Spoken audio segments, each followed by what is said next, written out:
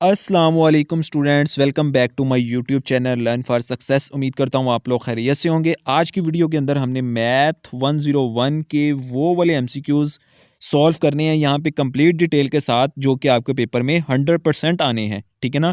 Confirm मैं आपको लिख के दे देता हूँ। अगर आप ये वीडियो कंप्लीट वॉच कर लेते हैं, तमाम कंसेप्ट ले लेते हैं और आप आकर इंशाल्लाह कमेंट बॉक्स में खुद ये बताने के लिए मजबूर हो जाएंगे कि आपका 80 टू 90% जो पेपर है वो इसी फाइल में से आया था और इसी कंसेप्ट के रिलेटेड आया था। जो हमने यहाँ पे एमसीक्यूज डिस्कस करने हैं ना, अगर आपको उनका कंसेप्ट मिल गया अच्छे तरीके से, तो आप 80 टू 90% अपना पेपर जो है ना इजीली अटेम्प्ट कर सकते हो। ये वो एमसीक्यूज हैं, मोस्ट इंपॉर्टेंट एमसीक्यूज हैं, जो कि हर स्टूडेंट्स के मोस्ट रिपीटेड एमसीक्यूज होते हैं। उसको हम कंप्लीट यहाँ पे डिस्कस करेंगे। इस फाइल्स के अंदर कुछ ऑब्जेक्टिव जो है ना उनके आंसर रॉन्ग भी लगे हुए हैं। ठीक है। और मैं जो है ना आपको उसके करेक्ट आंसर यहाँ पे लगवाऊंगा। को स्टार्ट करते हैं। वीडियो स्टार्ट करने से पहले अगर आप हमारे चैनल पे न्यू आए हैं तो जल्दी से चैनल को सब्सक्राइब कर लो, बेल आइकन को प्रेस कर लो और नेक्स्ट मुझे बता दो कौन सी बुक की आपको प्रिपरेशन चाहिए। इंशाल्लाह उसकी भी वीडियो मैं आपको प्रोवाइड कर दूंगा। According to power rules of differentiations, if f of x is equal to x की power n, where n is a real number, then आपने फाइंड क्या करना है, पावर रूल्स को यूज करते हुए आपने डेरिवेटिव फाइंड करना है किसका, D over D x x की पावर n। आपको पता है इस फंक्शंस के ऊपर फंक्शंस की जो पावर होती है वो स्टार्ट में आ जाती है। पावर रूल्स जब हम डिफरेंशिएशन डेरिवेटिव लेते हैं किसी फंक्शंस का, उसकी जो पावर होती है वो स्टार्ट में आ जाती है और जो फर्दर होता है पावर में से हम 1 माइनस कर देते हैं, तो n-1। तो इसका करेक्ट ऑप्शन क्या होगा, बी। अगर इसके रिलेटेड आपको कोई और क्वेश्चन भी आ जाता है, फॉर एग्जांपल अगर आपको कहते हैं D over D x x की पावर जो है वो 3 है, ठीक है, इसका डेरिवेटिव फाइंड करो, तो आपको पता है कि यहाँ पे हमने पावर रूल्स को यूज करते हुए डिफरेंशिएशन इसका फाइंड करना है। इसकी जो पावर है 3, ये बिल्कुल स्टार्ट में आ जाएगी और पावर में से हम 1 माइनस कर देंगे, तो 3-1। तो इसका आंसर हमारे पास क्या आएगा, 3x की पावर 3 में से 1 माइनस कर दिया तो 2, तो 3x का स्क्वायर इसका क्या होगा, आंसर होगा पावर रूल। इस तरह आप यूज करते हो। जब भी आप पावर रूल्स डिफरेंशिएशन के ऊपर अप्लाई करते हो, उसकी जो पावर होती है वो स्टार्ट में आ जाती है और फर्दर जो है ना आप पावर में से 1 माइनस कर देते हो। नेक्स्ट ऑब्जेक्टिव है हमारे पास, if a function G is a differentiable at the point x and the function f is a differentiable at a point g of x, then dash is a differentiable at p of x। ठीक है ना। वो कहता है आपके पास p of f of x, ठीक है, अगर आप f ऑफ x के अंदर g ऑफ x को पुट कर दो, यानी कि f g ऑफ x, तो ये दोनों फंक्शंस आपके पास क्या होंगे, composition f of g of x। ठीक है, तो ए option is the right option. ये जो नेक्स्ट ऑब्जेक्टिव है ये आपका काफ़ी इंपॉर्टेंट है और इसको थोड़ा सा समझ के करने वाला ऑब्जेक्टिव है। ये काफ़ी मोस्ट इंपॉर्टेंट ऑब्जेक्टिव है। इसके रिलेटेड जो भी एमसीक्यूज आएंगे आपने ध्यान से करने हैं। ठीक है, यहाँ पे देखो आपके पास आपको यहाँ पे क्या दिया हुआ है, v is equal to H of X. अब देखो u is equal to G. अब यहाँ पे देखो जो एच ऑफ एक्स आ रहा है वो किसके इक्वल है, v के इक्वल है। तो यहाँ पे मैं v पुट कर सकता हूँ। यहाँ पे हम क्या करेंगे, v पुट करेंगे, फिर इसका डेरिवेटिव लेंगे तो आपके पास क्या आ जाएगा, D U Y D V. ये फंक्शन होता है, ये वाला जो है ना ये फंक्शन होता है। इसके मुताबिक हमें पता चलता है हमने किसका डेरिवेटिव लेना है। तो हमने डी ओवर डी वी का डेरिवेटिव लेना है यू के साथ। तो पहला आपके पास ये वाले काम आ गया। ये देखो जैसे ये जो उसने बिल्कुल सेंटर वाली लाइन, इस तरह उसने तीनों का डेरिवेटिव लगा के हमने चेन रूल्स इसके अंदर फाइंड करना है। चेन रूल्स का मतलब होता है तीनों के डेरिवेटिव का हमने जो है ना तीनों के डेरिवेटिव को आपस में मल्टीप्लाई करना है। ये फर्स्ट डेरिवेटिव आ गया। इसी तरह उसने दूसरा सॉल्व किया हुआ है। फॉर एग्जाम्पल देखो, अब ये जो यू है, अब हम सबसे ऊपर वाला देखते हैं, y is equal to F. अब देखो ये जी एच ऑफ एक्स ये किसके इक्वल है, u के इक्वल है। तो यहाँ पे मैं लिख सकता हूँ f ऑफ u। अब फंक्शन कौन सा है आपका, u, ठीक है ना। इसके रिस्पेक्ट टू आपने इसका डेरिवेटिव लेना है। तो यहाँ पे क्या आ जाएगा, डी ओवर डी यू, ठीक है। और ये जो आप जिसके ऊपर ले रहे हो y के साथ, तो D Y by D U, ये वाला जो है आपके पास इस तरह पॉइंट फाइंड किया हुआ है। ठीक है, इस तरह। अब आपका नेक्स्ट जो है थर्ड पॉइंट, वो किस तरह फाइंड किया हुआ है, आपके पास ये वाला जो पॉइंट है v is equal to H of X. इसका जो फंक्शन है वो x है, तो हमने विद रिस्पेक्ट टू किसके लेना है, x के। तो d ओवर डी एक्स आ जाएगा, साथ ये v का ले रहे हैं तो ये आ जाएगा, और ये वाला थर्ड पॉइंट हमने फाइंड कर लिया। इस तरह ये तीनों आपके पास डेरिवेटिव आ गए। फिर बाद में इनके ऊपर चेन रूल अप्लाई करवाया। चेन रूल्स का मतलब होता है जो इनके डेरिवेटिव आए हैं उनको आपस में क्या करना है, मल्टीप्लाई। तो इस तरह हमने मल्टीप्लाई करके आपके पास करेक्ट ऑप्शन इसका क्या होगा, A option is the correct option. Next objective है हमारे पास, if a function F is dash on a close interval. एक जो फंक्शन है वो कब close interval A of B होता है, then F has both maximum and minimum value of A and B. वो कहता है फंक्शन क्लोज इंटरवल कब होता है, जब वो कंटिन्यूस होता है, ठीक है, कंटिन्यूस। ये काफ़ी इंपॉर्टेंट ऑब्जेक्टिव है, आपने इसको याद रखना है, ठीक है। नेक्स्ट ऑब्जेक्टिव है आपके पास द एक्सप्रेशन। आगे आपको एक फंक्शन गिवन दिया हुआ है, ये काफ़ी इंपॉर्टेंट है, इसके रिलेटेड आपसे काफ़ी एमसीक्यूज पूछे जाते हैं, तो ये मैं आपको सॉल्व करना बताता हूँ, आपने ध्यान से स्टेप बाय स्टेप इसको देखना है। रिप्रेजेंटेड ऑफ अ फंक्शन, ये इसका रॉन्ग आंसर लगाया हुआ है, ठीक है, इसका जो करेक्ट आंसर है वो एक्स है, ठीक है, D option is a correct option. अब ये सॉल्व किस तरह करते हैं, हम इसकी सबसे पहले इंटीग्रेशन ले लेते हैं कि इसकी इंटीग्रेशन हम किस तरह लेते हैं। आपको पता है इसके ऊपर जब इंटीग्रेशन लेते हैं तो पावर में एक ऐड करते थे, अब देखो यहाँ पे पावर क्या है 2, यहाँ पे हम एक ऐड कर देते होते हैं और उसी के साथ नीचे के साथ मल्टीप्लाई कर देते होते हैं, ठीक है। जो आप पावर लेते हो पावर को नीचे वाले के साथ क्या कर देते हैं, मल्टीप्लाई कर देते हैं। आपके पास क्या आ गया, और इसकी जो है हमारे पास, और नेक्स्ट जो इसकी लिमिट है वो हमारे पास आ जाती है एक्स और ए, ठीक है। जब आप इसके अंदर अपर लिमिट और लोअर लिमिट, ये आपके पास अपर लिमिट होती है और ये आपके पास क्या होती है, लोअर लिमिट होती है। जब आप इसके अंदर अपर लिमिट और लोअर लिमिट को पुट करोगे तो आपके पास क्या आ जाएगा, एक्स का cube upper limit divided by, आप जब लोअर लिमिट पुट करोगे फिर माइनस अपर लिमिट और डिवाइडेड बाय लोअर लिमिट। जब आपके पास ये होता है, आप अगेन इसका डेरिवेटिव लेते हो, जब आप इसका अगेन डेरिवेटिव लोगे तो आपके पास क्या आ जाएगा, यहाँ पे कर लेते हैं हम, इसकी जब आप अगेन डेरिवेटिव लोगे तो 3x का स्क्वायर, यानी कि इसकी पावर जो है वो स्टार्ट में आ जाएगी और पावर में से एक क्या हो जाएगा, माइनस हो जाएगा, और डिवाइडेड बाय 6, और ये कांस्टेंट है, कांस्टेंट का डेरिवेटिव आपके पास क्या आ जाएगा, 0 आ जाएगा, तो इसको करने की ज़रूरत ही नहीं है हमारे पास, ठीक है। तो नेक्स्ट इसको हम कटिंग कर लेते हैं, 3 1 ज़ा 3, 3 2 ज़ा 6, तो आपके पास क्या आ जाएगा, x का स्क्वायर डिवाइडेड बाय 2, तो ये रिप्रेजेंट किसको कर रही है, फंक्शन x को, ठीक है। तो इसका करेक्ट ऑप्शन हमारे पास क्या है, D option is a correct option. Next जो ऑब्जेक्टिव है उसने बताया हुआ है, आपको ये क्वेश्चन दे दिया है, इसकी हम इंटीग्रेशन किस तरह करेंगे, ठीक है। इंटीग्रेशन में आपने हमेशा याद रखना है जो कांस्टेंट यूज हो रहा होता है उसको हम बाहर निकाल लेते हैं। जैसे यहाँ पे सी एफ ऑफ एक्स है, इसके अंदर जो फंक्शन है वो आपके पास एफ ऑफ एक्स है और जो सी है वो एज अ कांस्टेंट यूज हो रहा है, ठीक है। और इंटीग्रेशन में आपने हमेशा याद रखनी है जो कांस्टेंट होता है वो बाहर आ जाता है और बाकी फंक्शन के ऊपर क्या होती है, आपकी लिमिट अप्लाई हो जाती है। तो इसका आंसर हमारे पास फर्दर क्या बनेगा, सी हमारा कांस्टेंट जो वो बाहर आ जाएगा और लिमिट किस पे अप्लाई होगी, एफ ऑफ एक्स और डी ऑफ एक्स। तो यही हमारे पास इसका आंसर होगा। यहाँ पे हम देख लेते हैं, ये देखो D option is the correct option, ठीक है। कांस्टेंट हमारे पास बाहर आ गया और फंक्शन के ऊपर हमने लिमिट अप्लाई करवा दी। नेक्स्ट ऑब्जेक्टिव है आपके पास, बहुत ही सिंपल उसने पूछा हुआ है, जस्ट आपने समझना है। ग्राफ वाले क्वेश्चन भी आपको कभी कभी एमसीक्यूज पेपर में आ जाते हैं, तो ये आपने अच्छे तरीके से देख लेना है। उसने पूछा हुआ है इन द फॉलोइंग फिगर, आपको जो फिगर गिवन दी हुई है, the area enclosed in bounded below, जो बिलो है उसके ऊपर कौन सी इक्वेशन है या बिलो लिमिट कौन सी है, ये आपके पास बिलो वाला है, तो उसकी इक्वेशन क्या है, y is equal to x का स्क्वायर। अब आपके पास यहाँ पे दो किस्म से ऑब्जेक्टिव वो पूछ सकता है। अब यहाँ पे उसने बिलो पूछा है ना, यहाँ पे वो अबव भी पूछ सकता है, ठीक है ना। तो अबव के लिए इक्वेशन कौन सी होगी आपके पास, y इज इक्वल टू, अगर वो अबव के लिए पूछता है तो y is equal to x plus 6, यानी कि अगर अबव का आता है क्वेश्चन तो उसका ए ऑप्शन करेक्ट होगा। अब उसने बिलो के लिए पूछा है तो बिलो के लिए क्या होगा, y is equal to x का स्क्वायर, ठीक है। तो B option is a right option. ये आपने ध्यान रखना है, दो किस्म का वो ऑब्जेक्टिव पूछ सकता है आपको, कोई भी फिगर गिवन दे सकता है, आपने याद रखना है जो बिलो होगा वो नीचे वाली इक्वेशन होगी, जो अबव होगा वो ऊपर वाली इक्वेशन होगी। नेक्स्ट जो ऑब्जेक्टिव है वो वेरी सिंपल है लेकिन थोड़ा सा बड़ा है। एट विच पॉइंट, मैं आपको सॉल्व करना बता देता हूँ, यहाँ पे इसको सॉल्व कैसे करना है। At which point two curve, आपको दो कर्व दी हुई हैं, y is equal to x का स्क्वायर और आगे आपको फंक्शन दिया हुआ है इंटरसेक्ट। अब हमने एक इक्वेशन ले ली, y is equal to x plus 6, ठीक है ना। अब यहाँ पे हमने y की वैल्यू पुट करनी है, y हमारे पास क्या है, x का स्क्वायर, हमने यहाँ पे पुट कर दिया y की पावर x का square is equal to x plus 6, ठीक है। अब यहाँ पे आ गया x का स्क्वायर, ये प्लस का था, इधर आगे माइनस का x हो गया, ये भी प्लस का था, यहाँ पे आके क्या हो गया, माइनस। तो हमारे पास इक्वेशन क्या आ गई, यहाँ पे हम लिख लेते हैं एक्स का स्क्वायर माइनस एक्स माइनस 6।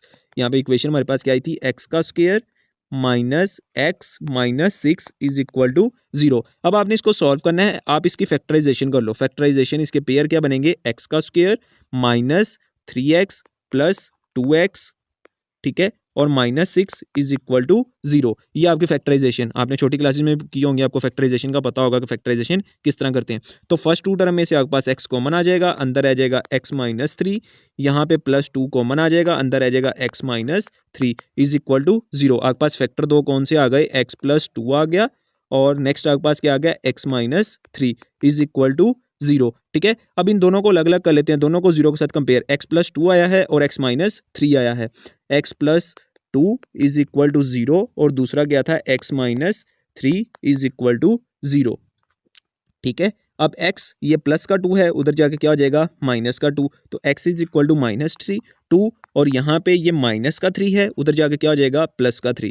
तो ये दो आपके पास क्या आ गए फैक्टर, -2 और 3। तो यहाँ पे भी देखो आपके पास -2 और 3, यानी कि D option is a correct option. Next जो ऑब्जेक्टिव है आपके पास, ये भी बहुत सिंपल सा है, ये जस्ट आपने फार्मूला याद रखना है कि what is the sum of the following series. जो आपको सम ऑफ द सीरीज दिया हुआ है, इसके लिए कौन सा फार्मूला यूज किया जाएगा। अब देखो 1+2+3+4, 1 ऐड होता जा रहा है, ठीक है ना। समीशन ऑफ आपकी हैंडआउट्स में है, समीशन ऑफ के का स्क्वायर, समीशन ऑफ के का क्यूब। अब यहाँ पे देखो सिर्फ एक ऐड हो रहा है, तो इसके लिए कौन सा फार्मूला यूज किया जाता है, आपके हैंडआउट्स में गिवन है n × n+1 डिवाइडेड बाय 2, ये सीरीज का आपका फार्मूला यूज किया जाता है। तो D option is a correct option.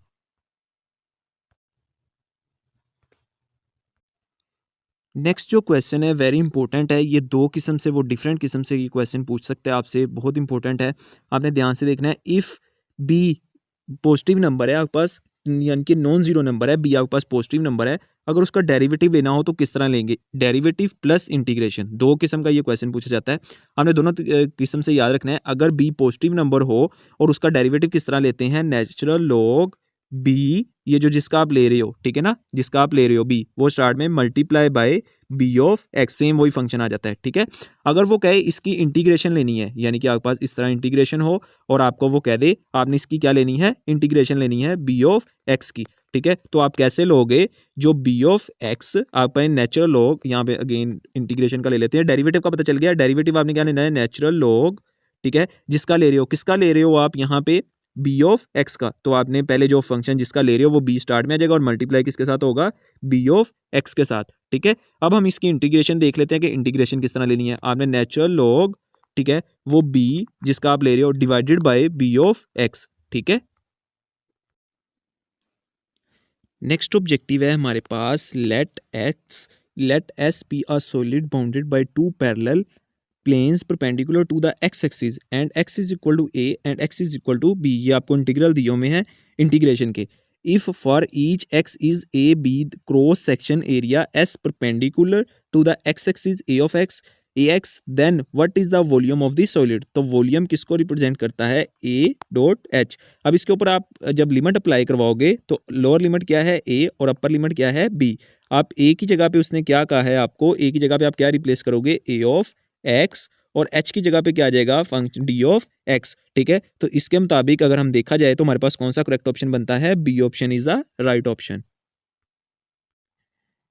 Next objective है, ये भी काफ़ी इंपॉर्टेंट है, इसको भी आपने अच्छे तरीके से देखना है। वो कहता है let the solid generated by the region encloses between y is equal to x का अंडर रूट। बेसिकली ये आपके पास फंक्शन है एफ ऑफ एक्स, ये आपको गिवन दिया हुआ है y is equal to under root x. आगे उसने लिमिट भी उसकी बताई हुई है 1 and 4 and the x axis is revolved about the y axis, which of the following equation gives the volume of the solid by cylindrical shell। cylindrical shell का सबसे पहले आपको फार्मूला पता होना चाहिए कि cylindrical shell का फार्मूला क्या है, ठीक है। फार्मूला पता होगा तो आप इजीली उसके अंदर वैल्यूज पुट करके उसको बता सकते हो, lower upper limit over lower limit 2 पाई, ठीक है, और एक्स एफ ऑफ एक्स, और फर्दर आपके पास फंक्शन आ जाएगा डी ऑफ एक्स। अब यहाँ पे देखो आपको जो v is equal to upper limit यहाँ पे क्या दी हुई है 1 और 4, अपर लिमिट 1 4 आ गई, साथ में 2 पाई फार्मूले वाला आ जाएगा। यहाँ पे हम कलर चेंज करके इसकी वैल्यूज पुट कर लेते हैं ताकि आपको इजीली नजर आ जाए।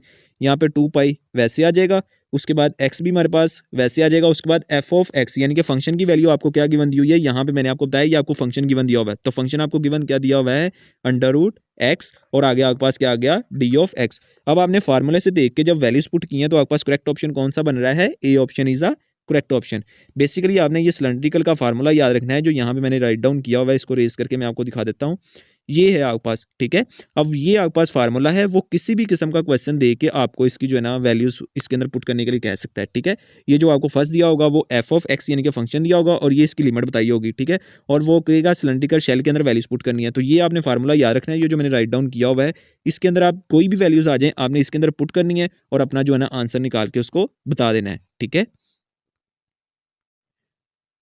नेक्स्ट ऑब्जेक्टिव है हमारे पास, if the slope M of the non vertical line M is equal to 1 then the angle of inclinations of the line is. अब आपने स्लोप फाइंड करने का आपका फार्मूला क्या था, एम इज इक्वल टू, यहाँ पे हम इसको देख लेते हैं, यहाँ पे वो वैल्यूज चेंज करके आपको किसी भी किस्म का पूछ सकते हैं। तो आपको अगर यहाँ पे एम कोई कुछ भी दे दे वो क्वेश्चन, आपने जस्ट यही फार्मूला लगाना है और इसको सॉल्व करना है। किस तरह सॉल्व करना है, m is equal to tan theta, ठीक है, टेन थीटा। यहाँ पे आपने एंगल इसका फाइंड करना है, तो टेन इधर पॉजिटिव है, उधर जाकर क्या हो जाएगा, इन्वर्स हो जाएगा, टेन इनवर्स आपके पास एम आ जाएगा इज इक्वल टू थीटा। अब यहाँ पे आप टेन एम की वैल्यू पुट करो, टेन इनवर्स आपके पास वैसे आ जाएगा, और टेन एम आपको कितना दिया हुआ है, वन, ठीक है, तो इज इक्वल टू थीटा। जब आप टेन इनवर्स का वन लोगे तो वो किसके इक्वल आ जाएगा, आपके पास किसके इक्वल आ जाएगा, 45 के। Theta is equal to 45 degree, और थीटा इज इक्वल टू 45 जब आप टेबल के अंदर देखोगे तो वो क्या बनती है, उसकी वैल्यू पाई/4। तो यानी कि ए option is a correct option. अब स्लोप का फार्मूला यहाँ पे मैं आपको लिख देता हूँ ताकि किसी भी किस्म का क्वेश्चन आए तो आप इसको इजीली सॉल्व कर सको। टेन थीटा, ठीक है ना, यहाँ से आपने जब थीटा फाइंड करना होगा तो टेन इधर पॉजिटिव है, उधर जाकर इन्वर्स हो जाएगा, टेन का इन्वर्स, और यहाँ पे एम आ जाएगा, और एम आपको यहाँ पे जितना भी गिवन दिया होगा आपने यहाँ पे पुट करना है, उसका टेन इन्वर्स लेना है, देन उसको टेबल के अंदर उसकी वैल्यू निकाल के आपने उसका आंसर लगा देना है। तो ए option is a correct option. Next आपका ऑब्जेक्टिव है यहाँ पे कि the Pythagoras theorem describe the relationship between the sides of dash right angle triangles. क्योंकि आपको पता है पैथागोरस थ्योरम क्या होता है, हाइपो का square is equal to base का स्क्वायर प्लस परपेंडिकुलर का स्क्वायर, ठीक है। यहाँ पे आपको पता है कि ये तीनों साइड किसके अंदर गिवन होती हैं, हमेशा राइट ट्राइंगल्स के अंदर, जिसका एक एंगल कितने का होता है, 90 का। पैथागोरस थ्योरम उसमें हम अप्लाई करते हैं जो राइट एंगल ट्राइंगल होती है जिसके अंदर एक एंगल कितने का होता है, 90 का होता है, ठीक है। यहाँ पे मैं आपको पैथागोरस थ्योरम अगेन बता देता हूँ, हाइपो का square is equal to base का स्क्वायर प्लस परपेंडिकुलर का स्क्वायर। ये पैथागोरस थ्योरम हम उसमें अप्लाई करते हैं जिस ट्राइंगल्स का एक एंगल कितने का होता है आपके पास, 90 का होता है, ठीक है, और उसको हम उस ट्राइंगल्स को हम क्या कहते हैं, राइट एंगल ट्राइंगल। तो इसका ए option is a correct option. Next जो ऑब्जेक्टिव है वो आपके पास एक थ्योरम की स्टेटमेंट आ गई है, ये आपने रखना है, if a quantities y depend to on an other quantities x is such a way that each value of x determine exactly one value of y, we say that y is a function of x, y is a function of x. ये theorem की आपकी statement है, ये आपने याद रखनी है, function of y is a function of x. तो इसका बी ऑप्शन क्या है आपके पास, राइट आंसर।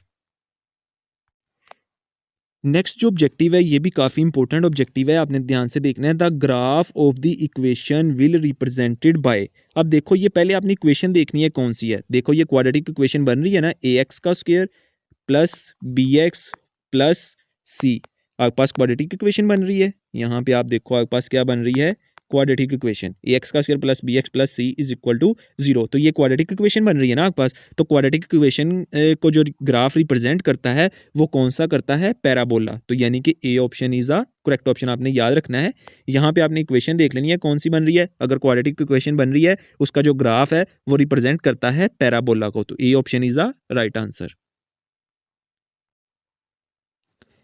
नेक्स्ट जो ऑब्जेक्टिव है ये भी थोड़ा सा समझ के करने वाला है और काफ़ी इंपॉर्टेंट ऑब्जेक्टिव है आपका। देखो, limit x approaches to a f of x where f of x is equal to k, और के इज अ कांस्टेंट। ये आपने दोनों के अंदर डिफरेंस में आपको दो किस्म से क्वेश्चन करके दिखाता हूँ, ये काफ़ी ऑब्जेक्टिव जो है ना पेपर में पूछे जाते हैं। वो कहता है लिमिट हमारे पास आ गई एक्स अप्रोचेस टू ए, और जो एफ ऑफ एक्स है वो कांस्टेंट किसके है, के, और के क्या है आपके पास, कांस्टेंट। आपको पता है जब कांस्टेंट लिमिट आपके पास आ गई, फॉर एग्जांपल आपके पास यहाँ पे टू, इसको अगेन लिख लेते हैं हम यहाँ पे, लिमिट एक्स अप्रोचेस टू ए, और ये आपके पास क्या है, एज कांस्टेंट, ठीक है। अब कांस्टेंट के अंदर अगर आपके पास यहाँ पे एक्स मौजूद होता तो फिर आप लिमिट को पुट कर सकते थे। अब यहाँ पे आपके पास एक्स मौजूद नहीं है, अगर एक्स मौजूद ना हो तो कांस्टेंट के अंदर उसका आंसर क्या होता है, कांस्टेंट ही होता है, उसके अंदर हम लिमिट पुट नहीं कर सकते। तो इसका आंसर क्या होगा हमारे पास, के होगा, ठीक है। नीचे मैं आपको दिखा देता हूँ, ये देखो राइट आंसर क्या है आपके पास, के। अगर फॉर एग्जाम्पल उसने इस तरह क्वेश्चन दिया होता फिर आप कैसे सॉल्व करते, अगर वो आपको देता था 2x, ठीक है ना, एफ ऑफ एक्स जो फंक्शन है आपके पास वो है 2x, ठीक है ना। यहाँ पे अगर ये फंक्शन बता देता है कि f of x is equal to 2x के है तो लिमिट यही है, ठीक है ना। तो आप इसको फाइंड करो कैसे होगी। तो यहाँ पे हमने लिखना था लिमिट एक्स अप्रोचेस टू ए और आपके पास फंक्शन क्या था 2 ऑफ एक्स। अब यहाँ पे जहाँ पे एक्स आ रहा था वो किसको अप्रोच कर रहा था, ए को, तो यहाँ पे हमने एक्स की जगह पे क्या पुट करना था, ए, तो इसका राइट आंसर क्या होना था फिर 2a। ठीक है, तो ये इसका राइट आंसर होना था। ठीक है, ये वाला 2a इसका राइट आंसर होता था। लेकिन यहाँ पे k इज अ कांस्टेंट, एक ही कांस्टेंट आपका यूज हो रहा है, x यहाँ पे कोई यूज नहीं हो रहा। ठीक है, तो यहाँ पे फिर इसका राइट आंसर क्या होगा, k हमारे पास इसका राइट आंसर होगा। ठीक है, नेक्स्ट ऑब्जेक्टिव है हमारे पास, ये भी सॉल्व करने वाला है, लेकिन इसको मैं सॉल्व नहीं करूंगा, मैं आपको जस्ट वैसे बता देता हूँ इसके अंदर, क्योंकि ये सॉल्व करने बैठे तो ये बहुत बड़ा क्वेश्चन है। ठीक है, वो कहता है कंसीडर द इंडेफिनेट इंटीग्रल, आपको फंक्शन गिवन दे दिया है, let T is equal to, इसके अंदर जो है ना टी है, T is equal to x का square plus 2 in the following substitution correct. क्या इसका आंसर, वो कहता है कि इसको सॉल्व करो, ये जो आपको, क्या ये इसका आंसर ये आता है या येस आर नो, आपने बताना है। तो ये इसका राइट, उन लोगों ने रॉन्ग आंसर को करेक्ट किया हुआ है, इसका येस नहीं है, इसका आंसर जो है ना वो नो आता है। ठीक है, मैंने अलग जगह पे सॉल्व करके देखा था, लेकिन ये बहुत बड़ा है क्वेश्चन, इसलिए यहाँ पे मैं स्क्रीन पे आपको सॉल्व करके नहीं दिखा सकता। इसका जो राइट आंसर है ना वो नो है। ठीक है ना, ये फाइल के ऊपर ये जो येस लगाया हुआ है ये उन लोगों ने गलत लगाया हुआ है, तो इसका जो करेक्ट आंसर है ना वो नो है। ठीक है ना, सब्स्टिट्यूशन करके ये आंसर ही नहीं आता उसका। ठीक है, नेक्स्ट ऑब्जेक्टिव के अंदर उन लोगों ने कहा है log b बेस है 1/t इज इक्वल टू, ये किसके इक्वल होगा, आपने हमेशा ये याद रखनी है, log के अंदर अगर किसी का रेसिप्रोकल लिया जाए तो उसके बाहर हम नेगेटिव साइन लगाते हैं। ठीक है, जैसे 1/t का मैंने रेसिप्रोकल लेना है तो बाहर माइनस का साइन लगाएंगे, log b, और इसका रेसिप्रोकल क्या होगा हमारे पास t। आपने याद रखना है log के अंदर किसी भी चीज का रेसिप्रोकल लो, आप जो बाहर साइन लगाते हो वो नेगेटिव साइन लगाते हो। ठीक है, बाकी जो है ना उसका रेसिप्रोकल 1/t का रेसिप्रोकल आपके पास क्या आ जाएगा t। अगर t का रेसिप्रोकल लोगे, अगर आपको इस तरह का क्वेश्चन आ जाए वो कहे इसको कन्वर्ट करो, तो आप इसका, अब इसका आंसर कैसे आप फाइंड करोगे, बाहर जो मैं नेगेटिव साइन है वो चेंज कर दोगे, log b और इसका रेसिप्रोकल ले लोगे। ठीक है, तो 1/t। देखो अगर ये वाली फॉर्म आ जाए इसको इसमें कन्वर्ट कर सकते हो इजीली, और अगर इस तरह की फॉर्म आ जाए तो उसको इजीली इसके अंदर आप कन्वर्ट कर सकते हो। ठीक है, तो इसका जो है ना D option is a correct answer. Next जो ऑब्जेक्टिव है हमारे पास, ये भी सॉल्व करने वाला है और काफ़ी इंपॉर्टेंट है, आपने इसको ध्यान से देखना है। यहाँ पे उसने बताया how the series 1 - 3 + 5 - 7 + 9 - 11 can be express in sigma notation. ठीक है ना, सिग्मा नोटेशन के अंदर अब देखो एक प्लस हो रहा है और एक माइनस हो रहा है, इसकी ये कंडीशंस होती हैं कि आपके पास फार्मूले के अंदर -1 लाजमी आता है। ठीक है ना, अब यहाँ पे देखो -1 वाला देख लेते हैं, हमारे पास कितने फार्मूले हैं यहाँ पे, देखो एक और एक दो, ये दोनों ऑप्शन तो हो ही नहीं सकते आपके पास। ठीक है, क्योंकि इन दोनों के अंदर तो -1 है नहीं। ठीक है ना, अब एक ये वाला फार्मूला है, एक इसके अंदर -1 मौजूद है, और एक जो है ना वो इसके अंदर -1 मौजूद है। ठीक है ना, अब इसमें हम देख लेते हैं दोनों के अंदर कौन सी कंडीशन जो है ना सेटिस्फाइड करेगी। देखो आपके पास 2k + 1 है, 2, यहाँ पे k की वैल्यू देखो नीचे क्या है, 0 दी हुई है, यहाँ पे हम 0 पुट करते हैं, +1, 2 0 0 हो जाएगा, +1 0 + 1 क्या आ जाएगा 1। देखो यहाँ पे आंसर 1 आ रहा है और इसकी सीरीज का पहला नंबर भी क्या है 1 है। ठीक है, इसलिए ये करेक्ट ऑप्शन है। अब मैं दूसरा भी आपको सिलेक्ट करके दिखा देता हूँ, क्या दूसरे के अंदर आंसर वो वाला आता है या नहीं आता। ठीक है ना, अब यहाँ पे देखो 2k + 1 है यहाँ पे, अब k की जगह पे हमने नीचे जो आपको दी हुई है 1 दिया हुआ है, यहाँ पे हमने 1 पुट किया, +1, 2 1 ज़ा 2 + 1, 2 + 1 कितने हो गए 3, यहाँ पे आंसर क्या आ रहा है 3। लेकिन आपको जो फर्स्ट सीरीज का नंबर है वो कितना है 1, तो 1 किस पे आया है, इस पे आया है। ठीक है ना, एक तो आपने सिग्मा नोटेशन में याद रखना है कि आपको फार्मूले के अंदर -1 लाजमी आता है, बाकी दोनों आपके जो क्वेश्चन होंगे वो तो रॉन्ग हो जाएंगे बाकी दोनों ऑप्शन। ठीक है ना, इन दोनों में आपने चॉइस करनी है, आपने वैल्यूज पुट करके देखनी है, जिसकी फर्स्ट सीरीज का डिजिट आ जाए वो आपका जो होगा वो करेक्ट ऑप्शन होगा। नेक्स्ट जो ऑब्जेक्टिव है, ये आपको एक सीरीज दी हुई है, ये सम दिया हुआ है, ये आपने इसका याद ही रखना है। ठीक है, तो ये किसका है, राइमन सम का फार्मूला है। ठीक है ना, ये आपने याद कर लेना है, इस तरह की क्वेश्चन आपको पेपर में काफ़ी ज़्यादा पूछी जाती है, तो ये राइमन सम का है। ठीक है ना, ये सम कौन सा है, राइमन सम, ये आपने याद रखना है। ठीक है ना, नेक्स्ट जो ऑब्जेक्टिव है इसका भी आंसर उन लोगों ने रॉन्ग लगाया हुआ है, मैं आपको करेक्ट बताता हूँ क्या है। उसने कहा है कि ये आपको जो है ना राइमन सम का फार्मूला दिया हुआ है, what does N represented in a Riemann sum, ये आपको पता है, आप ऊपर भी करके आए हैं। राइमन सम इस फार्मूले को कहते हैं, इसके अंदर जो एन रिप्रेजेंट कर रहा है, ये जो एन है ना आपके पास, ये किसको रिप्रेजेंट कर रहा है, ये जो एन है आपको वो किसको रिप्रेजेंट कर रहा है, यहाँ पे उन लोगों ने रॉन्ग आंसर लगाया हुआ है, नंबर ऑफ स्केयर को रिप्रेजेंट नहीं कर रहा, बल्कि नंबर ऑफ सब इंटरवल को रिप्रेजेंट कर रहा है। तो इसका B option is the correct option, ये उन लोगों ने रॉन्ग लगाया हुआ है फाइल वालों ने, यहाँ पे जो इसका बी ऑप्शन है वो इसका करेक्ट आंसर है। नेक्स्ट ये आपके पास एक और ऑब्जेक्टिव है। ठीक है, इसको ऑब्जेक्टिव तो कहीं कहेंगे, ये अगर सॉल्व करने बैठे, इसका कंसेप्ट लेने बैठे तो ये काफ़ी 1 घंटे का इसी का लेक्चर बन जाएगा। लेकिन मैं आपको इसका छोटा सा एक तरीका बता देता हूँ, आपने इसको किस तरह याद रखना है। इफ़ डब्ल्यू and v are the continuous functions y is an interval of c d. आगे आपको equation then the area bounded by the line parallel to. अब ये लाइन किसके पैरेलल टू होगी, आपने यहाँ पे देखना है, यहाँ पे आपको y इंटरवल दिया हुआ है ना, ठीक है ना, तो इसका आंसर, ये जो इन लोगों ने आंसर लगाया हुआ है वो रॉन्ग लगाया हुआ है, ठीक है। इसका ये जो both x and y axis नहीं है आपका, इसका जो करेक्ट आंसर है वो आपका है एक्स एक्सिस, ठीक है ना। आपने याद रखना है जब आपको उन लोगों ने इंटरवल दिया होगा ना y इज ऑन इंटरवल, तब होगा एक्स एक्सिस। अगर यहाँ पे उन लोगों ने एक्स ऑन द इंटरवल दिया हो, ठीक है ना, तो फिर इसका आंसर क्या होगा, वाई एक्सिस, ठीक है ना। जब यहाँ पे आपके पास y होगा तो उसका आंसर होगा एक्स एक्सिस, अगर यहाँ पे x होगा तो उसका आंसर क्या होगा, वाई एक्सिस, ठीक है। तो ये आप लोगों ने इसका याद रखना है। नेक्स्ट देखो, ये भी काफ़ी इंपॉर्टेंट है, इसकी वैल्यूज भी चेंज हो सकती हैं, आपने इसको देखना है। देखो वो कहता है how to series 2 multiply 1 plus 2 multiply 2 plus 2 multiply 3 plus 2, ये आपको एक सीरीज दे दी है, can be express the sigma notation. आप इसको सिग्मा नोटेशन में कैसे रिप्रेजेंट करोगे। देखो जो आपके पास जो सिग्मा नोटेशन की टर्म दी हुई है उसके अंदर स्क्वायर तो है नहीं, तो पहले दोनों ऑप्शन जो है ना वो तो रॉन्ग हो जाएंगे।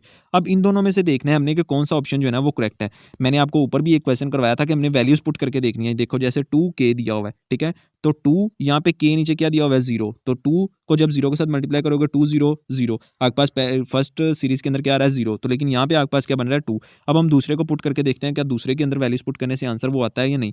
देखो 2k, ठीक है, 2, अब आपके पास k नीचे क्या गिवन दिया हुआ है, 1 दिया हुआ है, मैं यहाँ पे 1 पुट करता हूँ और 2 1 जार 2, आपके पास देखो पहली सीरीज वाला ही बन रहा है, तो इसका करेक्ट ऑप्शन क्या होगा, D option is a correct option.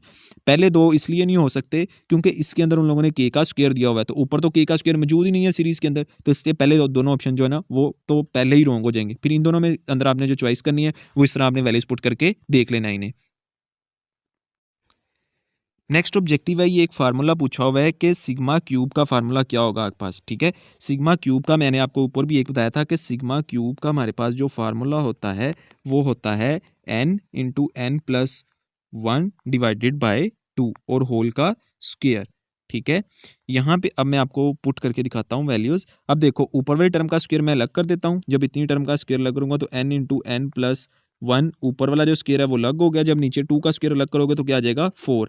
अब यहाँ पे देखो ऊपर सिग्मा क्यूब का फार्मूला तो हमारे पास ये वाला आ गया, नीचे 2 आ रहा है, तो इसको हमने किसके साथ मल्टीप्लाई करना है, 2 के साथ। जब आप 2 के साथ मल्टीप्लाई करोगे तो आपके पास क्या आ जाएगा, n प्लस 1 का स्क्वायर डिवाइडेड बाय 4 2 जार 8, तो आपके पास राइट आंसर क्या होगा, जिसको मैंने ब्लू के साथ अंडरलाइन किया है। तो अब आप देखो आपके पास जो बी ऑप्शन है करेक्ट ऑप्शन, ठीक है। उन लोगों ने ये आपको 8 गिवन दिया हुआ है। इस तरह आपने सिग्मा क्यूब का फार्मूला ये याद रखना है, जो मैंने यहाँ पे रेड कलर के साथ अंडरलाइन किया हुआ है, ये रेड कलर के साथ, ठीक है। ये आपने याद रखना है। यहाँ पे आपको सिग्मा किसी भी चीज़ की वैल्यू नीचे 2 दे दे, 3 दे दे, 4 दे दे, 5 दे दे, कोई भी question they they, even that कुछ भी वैल्यूज दे दे, तो आपने उसको इसी तरह सॉल्व करना है, ठीक है।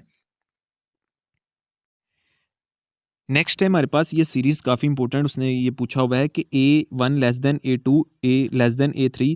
अब यहाँ पे देखो लेस देन का साइन आ रहा है, ठीक है, तो लेस देन के लिए जो सीक्वेंस होता है ना AN, ये सीक्वेंस जो होता है वो इंक्रीजिंग होता है, लेस देन के लिए इंक्रीजिंग होता है, ठीक है। इस साइन के लिए आपके पास जो होता है वो इंक्रीजिंग होता है, और जो ग्रेटर देन के लिए होता है वो डिक्रीजिंग होता है, ठीक है। आपने ये याद रखना है दोनों ऑप्शन, ठीक है ना। अगर ये वाला साइन होगा तो इंक्रीजिंग, ये वाला साइन होगा तो डिक्रीजिंग। आगे फिर उस किस्म का क्वेश्चन पूछा हुआ है। अब यहाँ पे ये फोर ऑब्जेक्टिव बनते हैं, 4 किस्म के ऑब्जेक्टिव बनते हैं। मैं आपको समझाता हूँ किस तरह। देखो अगर आपके पास लेस देन आ गया, ठीक है, तो वो भी इंक्रीजिंग होगा, ठीक है। अगर आपके पास ग्रेटर देन आ गया वो डिक्रीजिंग होगा, ठीक है। और अगर मैं कहता हूँ less than and equal to आ गया तो वो नॉन इंक्रीजिंग होगा, ठीक है, नॉन इंक्रीजिंग। अगर greater than and equal to आ गया तो वो नॉन डिक्रीजिंग होगा, ठीक है। अब ये 4 किस्म के ऑब्जेक्टिव हैं, आपने इनको अच्छे तरीके से देख लेना है। लेस देन होगा तो इंक्रीजिंग, ग्रेटर देन होगा तो decreasing, less than and equal to होगा तो non increasing, greater than and equal to होगा तो नॉन डिक्रीजिंग। ये चारों किस्म के ऑब्जेक्टिव वो आपसे पेपर में पूछ सकता है डिफरेंट वे के अंदर, ठीक है। तो ये आपने अच्छे तरीके से याद कर लेना है, ठीक है। सेम उसी तरह का नीचे भी एक ऑब्जेक्टिव आ रहा है, इसके अंदर भी देखो लेस देन का साइन यूज हो रहा है, तो लेस देन के लिए कौन सा होगा, इंक्रीजिंग होगा आपका, ठीक है। ये आपने याद रखने हैं, चारों ऑप्शन आपने याद रखने हैं। ये वाला साइन आप जहां भी देखो, ठीक है, ये वाला साइन देखो तो आपने फौरन इंक्रीजिंग पे टिक कर देना है, ये वाला देखो डिक्रीजिंग पे, ठीक है ना, लेस देन देखो तो नॉन इंक्रीजिंग पे, ठीक है ना, ग्रेटर देन देखो तो नॉन डिक्रीजिंग पे, ठीक है ना। ये चारों अपने माइंड में अच्छे तरीके से आपने याद रखनी है। ये देखो नेक्स्ट ऑब्जेक्टिव फिर हमारा वही वाला आ गया, ठीक है ना। ये साइन मैंने आपको बताया, ये साइन, अब ये साइन किसको रिप्रेजेंट करता है, सॉरी ये लेस देन किसको साइन रिप्रेजेंट करता है, इंक्रीजिंग को, ठीक है।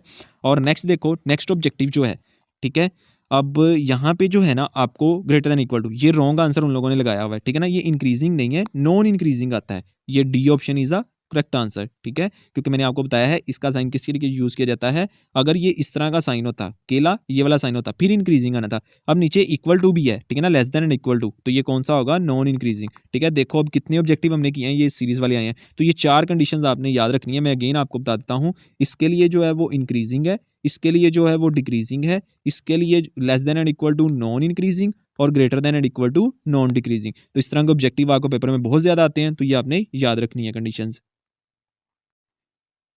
नेक्स्ट अगेन देखो, फिर वही वाला सीरीज वाला ही क्वेश्चन आ गया, ठीक है। सीरीज वाला देखो, साइन किस तरफ है आपके पास, लेस देन है, ठीक है, उसका डेरिवेटिव लेते हो तो लेस देन आता है, तो आपका आंसर क्या होगा, इंक्रीजिंग। अगर उसका डेरिवेटिव लेते हैं और वो ग्रेटर देन जीरो आता तो फिर क्या होना था, डिक्रीजिंग, ठीक है ना। अगर less than equal to zero होता तो फिर क्या आना था, नॉन इंक्रीजिंग। अगर greater than equal to zero होता तो फिर क्या आना था, नॉन डिक्रीजिंग, ठीक है। तो ये आपने सीक्वेंस इसके याद रखने हैं। नेक्स्ट जो ऑब्जेक्टिव है इसका भी जो है ना, अब अगर हम इसको डिटेल से करेंगे तो ये काफ़ी इसका बड़ा कंसेप्ट बन जाता है, लेकिन इसका भी मैं आपको शॉर्ट टर्म बता देता हूँ कि आपने किस तरह याद रखना है।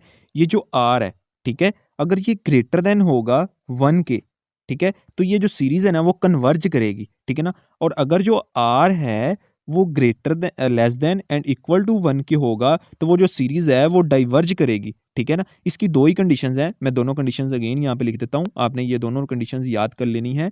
जो आपके पास आर है वो ग्रेटर देन 1 होगा आपके पास, तो सीरीज जो है वो कन्वर्ज करेगी, ठीक है। अब मैं दूसरा कलर यहाँ पे चेंज कर देता हूँ, यहाँ पे जो है ना कन्वर्ज करेगी वो, ठीक है। और जो हमारे पास होगी, जो आर है वो अगर less than and equal to 1 होगा तो वो जो सीरीज है वो डाइवर्ज करेगी, ठीक है। ये दोनों कंडीशंस हैं, आपने इनको अच्छे तरीके से रीड आउट कर लेना है, ठीक है। नेक्स्ट जो ऑब्जेक्टिव है उसके अंदर आपको सीरीज दे दी हैं और बताया हुआ है कि इफ़ द सीरीज, आपको ये सीरीज दे दी है और वो क्या करती है, कन्वर्ज करती है। ये एमसीक्यूज का आंसर भी फाइल वालों ने रॉन्ग लगाया हुआ है, मैं आपको इसका करेक्ट आंसर बताता हूँ। आगे फिर एक सीरीज है, वो क्या करती है, नॉट कन्वर्ज, ठीक है ना, वो भी कन्वर्ज नहीं करती। देन आपको जो नेक्स्ट सीरीज है ये फिर क्या होगी, अगर देखो पहली कन्वर्ज कर रही है, दूसरी नॉट कन्वर्ज कर रही है, तो फिर जो ये वाली होगी वो ऑटोमेटिकली क्या हो जाएगी, डाइवर्ज हो जाएगी। तो बी ऑप्शन इसका करेक्ट ऑप्शन था, इन लोगों ने रॉन्ग लगाया हुआ है, ए ऑप्शन इसका करेक्ट नहीं है, इसका बी ऑप्शन डाइवर्ज इसका करेक्ट ऑप्शन है। नेक्स्ट जो ऑब्जेक्टिव है इसमें भी आपको एक सीरीज दे दी गई है, ठीक है ना, और मैंने आपको बताया था जिसके अंदर ये वाला साइन होगा वो क्या करेगी, कन्वर्ज करेगी, ठीक है ना सीरीज, और जिसके अंदर less than and equal to greater than and equal to होगा वो क्या करेगी, डाइवर्ज करेगी। तो यहाँ से आपने इसको याद रख लेना है कि ये वाला साइन जो है आपका सीरीज का वो कन्वर्ज करेगी, ठीक है। तो ये इसका जो अगर हम होल कंसेप्ट ले तो वो काफ़ी बड़ा हो जाएगा, यहाँ पे मैं अगर सॉल्व भी करने बैठूँ तो स्क्रीन पर इतना बड़ा क्वेश्चन जो है ना वो सॉल्व नहीं होगा। तो मैंने इसकी शॉर्ट फॉर्म आपको बता दिया, आपने याद रखनी है, ठीक है। नेक्स्ट जो ऑब्जेक्टिव है ये भी आपका काफ़ी इंपॉर्टेंट है, इसके रिलेटेड भी आपको डिफरेंट वे में वो डिफरेंट क्वेश्चन दे के वैल्यूज़ पूछ सकता है। यहाँ पे मैं आपको बताता हूँ, वो कहता है कि suppose f of f and g are the interval functions a b c is a constant, then आपको एक लिमिट दे दी गई है, उसने कहा इसको हमने अलग अलग करना है, इंटीग्रेशन दोनों पे अलग अलग अप्लाई करनी है। आप देखो ये जो अंदर दोनों फंक्शंस हैं वो आपस में क्या हो रहे हैं, प्लस उनका कांस्टेंट एक है, ये दोनों के साथ हो जाएगा, ए बी, ये जो कांस्टेंट है ना सी, ये एफ ऑफ एक्स के साथ भी आएगा, सेंटर में प्लस का साइन, फिर जब हम दूसरे पे लिमिट अप्लाई करेंगे तो सी उसके साथ भी आएगा, ठीक है। तो जी ऑफ एक्स, तो ये राइट ऑप्शन कहाँ पे होगा फिर, दोनों का यहाँ पे। फर्स्ट ऑप्शन तो हो नहीं सकता क्योंकि, ठीक है, क्योंकि उन लोगों ने क्या किया है, सी को कांस्टेंट को बाई निकाला नहीं है, उसने फंक्शन को बाई निकाल दिया, तो ये ऑप्शन तो वैसे ही रॉन्ग हो गया। यहाँ पे उन लोगों ने कांस्टेंट को बाई निकाला नहीं है, तो ये भी ऑप्शन रॉन्ग हो गया। तो जीरो वैसे ही नहीं हो सकता, तो जीरो ऑप्शन भी रॉन्ग हो गया। तो हमारे पास पीछे कौन सा ऑप्शन बचा फिर, तो C option is a right answer, क्योंकि हमने सॉल्व करके भी उसको देख लिया है, ठीक है। नेक्स्ट ऑब्जेक्टिव है, इसके अंदर हमारे पास ना उसने फार्मूला पूछा हुआ है, तो आपने फार्मूला इसका याद करना पड़ेगा, ये कोई सॉल्व करने वाला क्वेश्चन नहीं है। उसने क्या कहा है, which of the following surface area as generated by revolving the curve y is equal to f of x, where x is equal to 0 and x is equal to 2, आपको limit apply दे दी हुई है उसने। तो ये जो है ना आपके पास सरफेस एरिया, इसका जो है ना फार्मूला ये आपको याद करना पड़ेगा, ठीक है। ये आपने इसका फार्मूला जो है ना वो याद रखना है, ठीक है। तो ये फार्मूला आपने इसका याद रखना है। आप इस तरह भी इसको याद कर सकते हो, अगर आपको थोड़ी सी मुश्किल हो कि मैं इसको किस तरह याद करूँगा, तो मैं आपको थोड़ा सा हिंट बता देता हूँ। देखो ना इसके अंदर स्क्वायर आ रहा है, ना इसके अंदर स्क्वायर आ रहा है, ना इसके अंदर स्क्वायर आ रहा है, सिर्फ ये जो अंडर रूट के अंदर वैल्यूज़ आ रही है ना उसके अंदर जस्ट यहाँ पे स्क्वायर आ रहा है, ठीक है। जस्ट इस फार्मूले के अंदर स्क्वायर आ रहा है अंदर, बाकी ना इसके अंदर स्क्वायर है, ना इसके अंदर स्क्वायर है, ना इसके अंदर। तो अब ये याद रख लो, सरफेस एरिया के अंदर सरफेस एस स्क्वायर आ रहा है, तो एस का मतलब यहाँ पे अंदर जो है ना इसके फार्मूले के अंदर स्क्वायर लगना है, तो बी ऑप्शन इसका राइट आंसर है। नेक्स्ट जो ऑब्जेक्टिव है इसके अंदर भी आपका जो है ना वो फार्मूला ही उसने पूछा हुआ है। जैसे मैंने आपको ऊपर बताया है, मैंने आपको बताया फंक्शन की जगह पे उसने ये गिवन दिया हुआ है, तो हमने फंक्शन की जगह पे उसकी वैल्यूज पुट करनी है। और फर्दर जब आप ऊपर वाला फार्मूला याद कर लोगे तो ये क्वेश्चन के अंदर जस्ट आपने ऊपर वाले फार्मूले के अंदर इसकी वैल्यूज पुट करनी है और आपने उसको बता देना लिमिट आपको 1 और 4 दी हुई है, तो हर लिमिट के अंदर 1 और 4 दी हुई है, तो ये आपने याद कर लेना, इसका डी ऑप्शन जो है ना वो करेक्ट आंसर है। नेक्स्ट जो ऑब्जेक्टिव है उसके अंदर उसने हमें क्या गिवन दिया हुआ है, वो कहता है कि विच of the following is a work done. आपने इसका वर्क डन फाइंड करना है। Position of the direction along the coordinate line the support force. अब आपको लिमिट बता दी हुई है उसने, वर्क डन हमने इसका फाइंड करना है। जो लिमिट है वो 0 से लेकर 3 तक है, और वर्क डन का फार्मूला क्या होता है, एफ मल्टीप्लाई डी, यानी कि एफ ऑफ एक्स और डी ऑफ एक्स। ठीक है, तो ये इसका करेक्ट आंसर क्या होगा, अब यहाँ पे हम देख लेते हैं ये किस ऑप्शन में। वर्क डन हमने इसका फाइंड करना था, लिमिट उसने 0 से लेकर 3 तक, ये आपको लिमिट उसने गिवन दी हुई है यहाँ पे। ठीक है, ये 0 to 2 3, जो मैंने यहाँ पे 0 और यहाँ पे 3 लिखा है ना, ये लिमिट गिवन दी हुई है। और वर्क डन का फार्मूला क्या होता है, वर्क का फार्मूला क्या होता है, फोर्स मल्टीप्लाई डी, तो एफ मल्टीप्लाई डी, तो यहाँ पे मैंने एफ और डी, तो यहाँ करेक्ट ऑप्शन क्या है हमारे पास, ये वाला। ठीक है, तो ये इसका आपके पास क्या है, करेक्ट आंसर। नेक्स्ट जो ऑब्जेक्टिव है ये भी आपका सॉल्व करने वाला है, ये भी मैं आपको सॉल्व करवा देता हूँ। वो डिफरेंट वे से आपसे क्वेश्चन जो है ना वो पूछ सकता है। सबसे पहले हम क्वेश्चन समझ लेते हैं। आपको ये एक इंटीग्रेशन का दिया हुआ है, दूसरा ये दिया हुआ है। वो कहता है विच ऑफ द फॉलोइंग, आपने वैल्यू किसकी फाइंड करनी है, इसकी आपने वैल्यू फाइंड करनी है। सबसे पहले मैं आपको बता देता हूँ, आपको इंटरवल कौन सा दिया हुआ है, 0 से लेकर 0 और 1, 1 से 0 तक दिया हुआ है, और ये 0 से 5 तक, और आपने फाइंड क्या करना है, 1 से लेकर 5 तक। ये जब आप इंटीग्रल फाइंड करते हो 1 से लेकर 5 तक, तो जो ऊपर वाले दोनों है ना आप उनको ऐड करते हो। यानी कि मैं यहाँ पे आपको अगेन लिख के दिखाता हूँ, 1 0 F of x D of x, इसको आप प्लस करते हो 0 to 5 एफ ऑफ एक्स और डी ऑफ एक्स। आपने हमेशा याद रखना है ये जो इसकी अपर लिमिट और इसकी लोअर लिमिट ये दोनों सेम होनी चाहिए। यहाँ पे मैं आपको बताता हूँ, ये वाली और ये वाली ये दोनों सेम होनी चाहिए, फिर जो है ना आप उसको फाइंड कर सकते हो। यहाँ पे अब मैंने जो फाइंड करना है वो फाइंड करना है 1 से लेकर 5 तक। ठीक है ना, इंटरवल। अब यहाँ पे आप देखो आपके पास क्या आ रहा है, इसका आपको क्वेश्चन क्या गिवन दिया हुआ है, 2। ठीक है, यहाँ पे मैं कलर चेंज करके आपको दिखा देता हूँ। यहाँ पे येलो ले लेते हैं हम। ये देखो ये जो आपको गिवन दिया हुआ है ये कितना दिया हुआ है, 2, तो यहाँ पे हम 2 करेंगे, प्लस आगे वाली की वैल्यू का क्या गिवन दिया हुआ है यहाँ पे 1, तो यहाँ पे हम क्या लिखेंगे 1, 2 + 1 आपके पास क्या आ जाएगा 3, तो D option is the correct option. ये थे आपके एमसीक्यूज। आई होप कि आपको वीडियो पसंद आई होगी। मैंने तमाम कंसेप्ट आपके क्लियर कर दिए हैं, और आपने पेपर दे के आकर मुझे ज़रूर बताना है कि आपको पेपर में से कितने ऑब्जेक्टिव आए थे और किस तरह के ऑब्जेक्टिव आए थे। अगर आपके कंसेप्ट क्लियर हुए हों तो आपने इस वीडियो को अपने तमाम दोस्तों के साथ शेयर कर देना है जिनका ये सब्जेक्ट हो, और चैनल को सब्सक्राइब लाजमी कर लेना है। ठीक है, चैनल को सब्सक्राइब कर लेंगे तो इंशाल्लाह तमाम बुक्स के मैं इसी तरह आपको जो है ना प्रोवाइड कर दूंगा। नेक्स्ट आपको कौन सी बुक का इस तरह कंप्लीट डिटेल के साथ क्विज चाहिए आपने मुझे बता देना है, और ये मोस्ट इंपॉर्टेंट क्विज है, आपके 100% पेपर में आएंगे। ठीक है ना, आपने अच्छे से तैयारी करके जानी है, इंशाल्लाह आपका पेपर जो है ना वो अच्छा होगा। आपने पेपर दे के आके ज़रूर बताना है कि आपको इस फाइल में से जो मैंने आपको कवर करवाई है, जो कंसेप्ट मैंने आपको दिया है, उसमें से पेपर आया था या नहीं आया था। लेकिन मैं आपको 100% गारंटी के साथ कहता हूँ कि आपके अगर आपने अच्छे तरीके से कंसेप्ट लिया है, वीडियो को अच्छे तरीके से वॉच किया है एंड तक, और अच्छे तरीके से इसको देखा है, तो इंशाल्लाह आपके बहुत अच्छे मार्क्स आएंगे। ठीक है, इंशाल्लाह मिलेंगे एक नई वीडियो के साथ। अगर आपने चैनल को सब्सक्राइब नहीं किया तो चैनल को सब्सक्राइब कर ले। मिलेंगे एक नई वीडियो के साथ, तब तक अपना ख्याल रखिएगा। अल्लाह हाफिज़।